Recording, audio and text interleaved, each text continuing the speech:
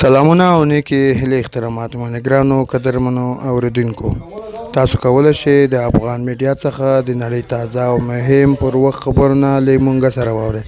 السلام علیکم. د امریکا ولسمشر جو بایدن ولې د افغانستان سیاسي مشرانو او پوځ ونه غوښتل چې په راتلونکي او خپل هیواد دفاع لپاره جګړه وکړي، نو ځکه امریکا ته هم نه و پکار چې پردۍ جګړه کې ځان ښکېل کړي. پر افغان پلازمینه کابل د طالبانو تر واک وروسته امریکایي ولسمشر خپله لومړۍ وینا کې وویل د افغانستان پوځیانو د ایستلو پرېکړه یې پر ځای وه او دې لړۍ کې هیڅ ډول نیوکو پروا نه کوي. ښاغلي جو بایدن داسې حال کې د خپلې پرېکړې ننګه کوي چې په امریکا کې دننه او نوره نړۍ کې هم پر نوموړي نیوکې ډېرې شوې دي.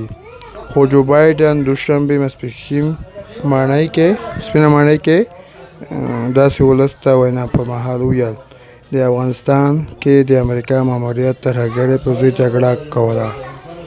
نوموړي ټینګار وکړ چې د هیواد یې باید هیڅکله هم د افغانستان د بیا رغونې او هلته د یوې اروپایي ډلې پر ضد جګړه مسؤلیت نه وای اخیستی. هغه زیاته کړه چې موږ تېرو 20 کلونو کې د افغان پوځ پر روزنه پیسې ولګولې، تجهیزات مو ورکړل، روزنه مو ورکړه، هوایي ځواک مو ورته برابر کړ. طالبانو هیڅ ډول هوایي ځواک نه لري، خو افغان پوځ بیا هم جګړه ونه کړه. که دوی خپله نه غواړي چې خپل هیواد ساتنه وکړي، نو بیا د امریکا پوځ ته هم نه ده پکار چې جګړه کې ځان ښکېل کړي. نو ګرانو قدرمنو اوریدونکو، زموږ د افغان میډیا چینل هم